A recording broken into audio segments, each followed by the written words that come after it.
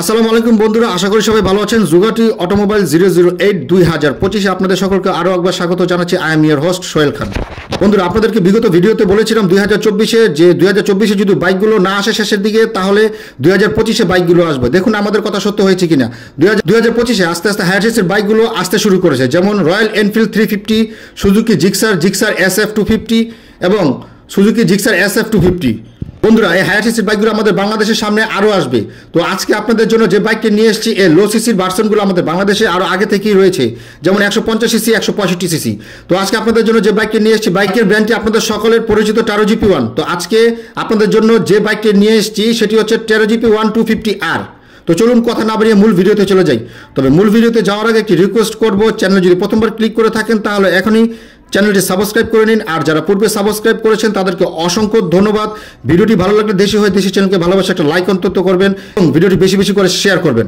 বন্ধুরা, আজকে আপনাদের জন্য যে বাইকটি নিয়ে এসেছি, বাইকটি হচ্ছে Taro GP1 250R, brand Taro, category sports, showroom available. বন্ধুরা, বাইকটিতে ইঞ্জিন হিসেবে দেওয়া হয়েছে 249.5 cc twin cylinder liquid cooled DOHC engine. বাইকটির ম্যাক্স পাওয়ার 17 হর্স পাওয়ারে 8500 RPM এবং এর ম্যাক্স টর্ক 16.5 নিউটন মিটারে 6000 RPM। বাইকটির ইঞ্জিন বোর্ড দেওয়া হয়েছে 55 mm এবং এর ইঞ্জিনের স্ট্রোক দেওয়া হয়েছে 52.50 mm। বাইকের ফিউল সিস্টেমে দেওয়া হয়েছে ইলেকট্রনিক ফিউল সিস্টেম বা FI সিস্টেম। বাইকের ইঞ্জিনের কম্প্রেশন রেশিও দেওয়া হয়েছে 8:7:1। বাইকটিতে লিকুইড কুলিং সিস্টেম ব্যবহার করা হয়েছে।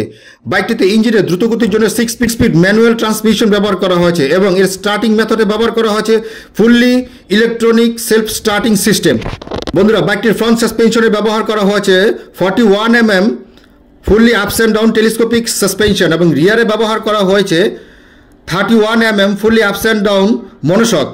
বাইকের ফ্রন্ট এবং রিয়ার হুইল ট্যাপ দেওয়া হয়েছে অ্যালয়। বাইকের ফ্রন্ট এবং রিয়ার টায়ার ট্যাপ দেওয়া হয়েছে টিউবলেস।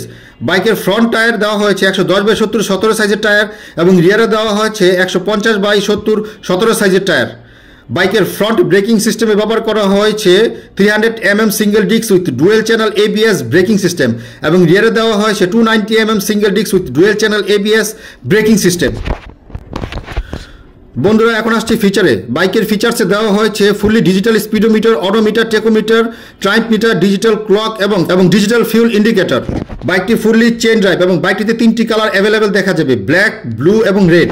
বাইকটির টোটাল লেন্থ 2050 mm এবং টোটাল উইথ 735 mm এবং হাই 1155 mm। বাইকটি টোটাল সিট হাই 780 mm এবং এর ফ্রন্ট এবং রিয়ার হুইল বেস 1420 mm। বাইকটির টোটাল গ্রাউন্ড ক্লিয়ারেন্স 180 mm।